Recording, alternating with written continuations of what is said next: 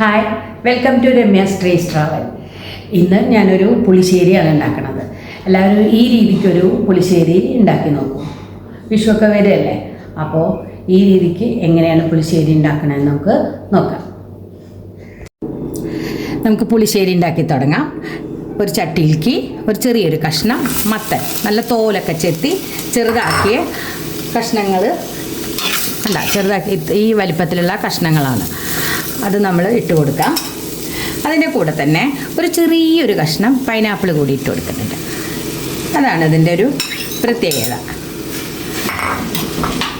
അത് ഒരേ വേവാണ്, നല്ലോണം വെന്തോട്ടെ. ഇനി നമുക്കതിലേക്ക് ആവശ്യത്തിനുള്ള മഞ്ഞൾപ്പൊടി ഇട്ട് കൊടുക്കാം. ഒരു 1/2 ടീസ്പൂണ് ചെറിയ മുളക് പൊടി ഇട്ട് കൊടുക്കുന്നുണ്ട്. അധികം ഇട്ട് കൊടുക്കണ്ട. 2 പച്ചമുളക് ഇട്ട് കൊടുക്കുന്നുണ്ട്. ആവശ്യത്തിനുള്ള വെള്ളം ഒഴിച്ച് കൊടുക്കാം. കുറച്ച് നേരൊക്കെ വെള്ളം ഒഴിച്ച് കൊടുക്കാം. അത് നല്ലോണം വെന്തോട്ടെ, മത്തൻ നല്ലോണം വെന്തുടഞ്ഞോട്ടെ. അതിൻ്റെ കൂടെ തന്നെ ആ പൈനാപ്പിളും വെന്ത് ഉടയും. ഇനി നമുക്കിതൊന്ന് അതിലേക്ക് ഉപ്പിട്ട് കൊടുക്കാം. കുറച്ച് ഉപ്പിട്ട് കൊടുത്തു. മിക്സ് ചെയ്യുക, നന്നായിട്ട് മിക്സ് ചെയ്തെടുക്കുക. ഇനി നമ്മളതൊന്ന് മൂടി വെച്ച് വേവിച്ചെടുക്കാം. നമുക്ക് കഷ്ണങ്ങളൊക്കെ വേവുമ്പോഴേക്ക് അരപ്പ് തയ്യാറാക്കിയെടുക്കാം. ചെറിയ ഒരു പിടി നാളികേരം എടുത്തിട്ടുണ്ട്. അതിലേക്ക് ഒരു 3 പച്ചമുളക് ഇട്ട് കൊടുക്കുന്നുണ്ട്. അതുപോലെ ഒരു 1/2 ടീസ്പൂണ് ചെറിയ ജീരകം ഇട്ട് കൊടുക്കുന്നുണ്ട്. ഇനി നമ്മളത് നന്നായിട്ട് അരച്ചെടുക്കണം. നമ്മൾ തൈര് കൂട്ടി അരച്ചെടുക്കാം. കുറച്ച് ഇതിലേക്ക് തൈര് കൂട്ടി അരച്ചെടുക്കുക. എന്നിട്ട് പാകമല്ല വെച്ചെങ്കിൽ വീണ്ടും നമുക്ക് കറിയിലേക്ക് തൈര് വേണമെങ്കിൽ ഒഴിച്ചു കൊടുക്കാം. അപ്പോൾ ആദ്യം നമുക്കിത് നന്നായിട്ട് അരച്ചെടുക്കാം.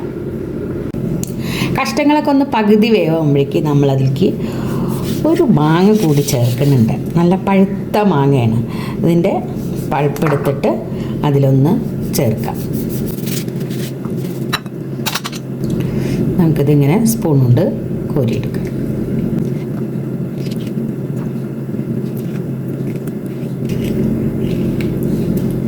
ഇതും കൂടി നമുക്ക് അതിലേക്ക് ചേർത്ത് കൊടുക്കാം. തുറന്ന് നോക്കാം. മത്തനൊക്കെ ഒന്ന് വെന്തുടഞ്ഞിട്ടുണ്ട്. അതിലേക്ക് നമ്മൾ ആ മാങ്ങ ഇട്ട് കൊടുക്കുന്നുണ്ട്.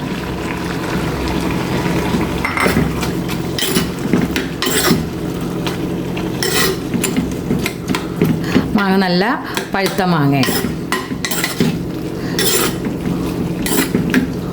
നന്നായിട്ട് അതൊന്ന് ഈ വെള്ളം കുറച്ചും കൂടി വെള്ളമുണ്ട്. അത് വെള്ളമൊക്കെ ഒന്ന് വറ്റി വരണം. അതിലേക്ക് കുറച്ച് നമ്മൾ കുറച്ച് മധുരം ഉണ്ടാവും. ഇപ്പോൾ പൈനാപ്പിൾ ആണെങ്കിൽ നല്ല മധുരമുള്ളതാണ്. ആ ഒരു മാങ്ങ ഇട്ടത് നല്ല മധുരമുള്ള മാങ്ങയാണ്. അതിലേക്ക് കുറച്ച് ശർക്കര പാനി ഒഴിച്ച് കൊടുക്കുന്നുണ്ട്. 1 സ്പൂണ് ശർക്കര പാനി ഒഴിച്ച് കൊടുക്കുന്നുണ്ട്. അതൊരു മധുരമുള്ള പുളിശ്ശേരിയല്ലേ.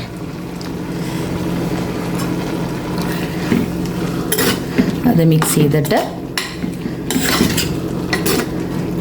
ഇനി മൂടി വയ്ക്കാതെ തന്നെ നമുക്ക് വേവിച്ചെടുക്കാം.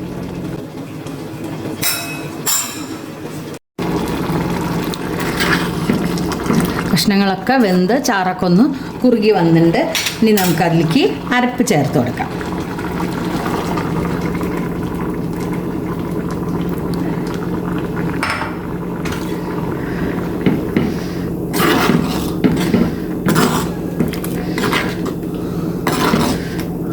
തൈരൊക്കെ പാകത്തിനാണ് കേട്ടോ ഞാൻ അതിൽ തേങ്ങയുടെ കൂടെ അരച്ചേക്കണത്. അത് നമുക്ക് നോക്കാം. പുളിയും ഒക്കെ ഈ സമയത്ത് നോക്കാം. ഉപ്പ് നോക്കാം. ലോ ഫ്ലെയിം ആക്കുക. അധികം ഇങ്ങനെ വെട്ടി തിളയ്ക്കണ്ട.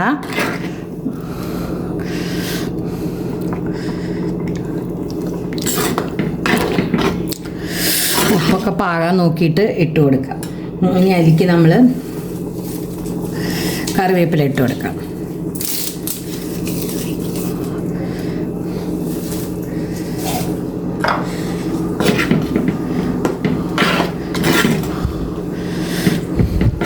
നല്ല ടേസ്റ്റാട്ടോ പുളിശ്ശേരി.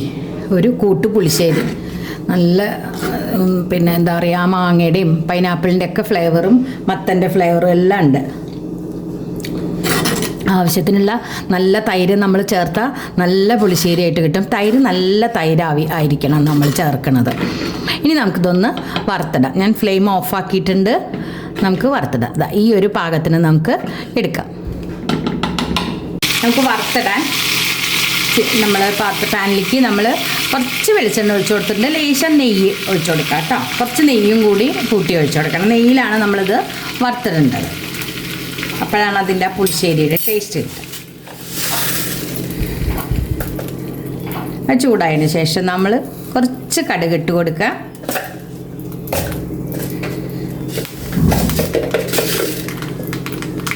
കുറച്ചതുപോലെ ഉലുവ ഇട്ട് കൊടുക്കുക.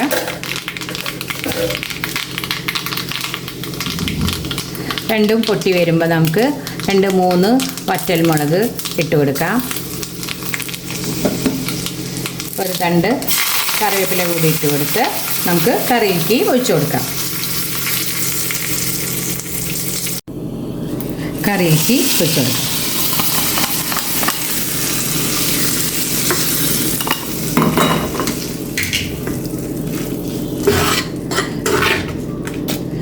നന്നായിട്ട് മിക്സ് ചെയ്ത് എടുക്കാം. അപ്പോൾ അടിപൊളി ടേസ്റ്റ് ആയിട്ടുള്ള നല്ലൊരു പുളിശ്ശേരി. പ്രാവശ്യത്തെ വിഷുവിന് എല്ലാവരും പുളിശ്ശേരി ഒന്ന് ഇതേപോലെ ഒന്ന് വെച്ച് നോക്കൂ കേട്ടോ. എല്ലാവർക്കും ഇഷ്ടമാവും. ഇഷ്ടമായാൽ എല്ലാവരും ലൈക്ക് ചെയ്യാനും ഷെയർ ചെയ്യാനും മറക്കരുതേ. സബ്സ്ക്രൈബ് ചെയ്യാത്തവർ സബ്സ്ക്രൈബ് ചെയ്യണം കേട്ടോ. Thank you for watching.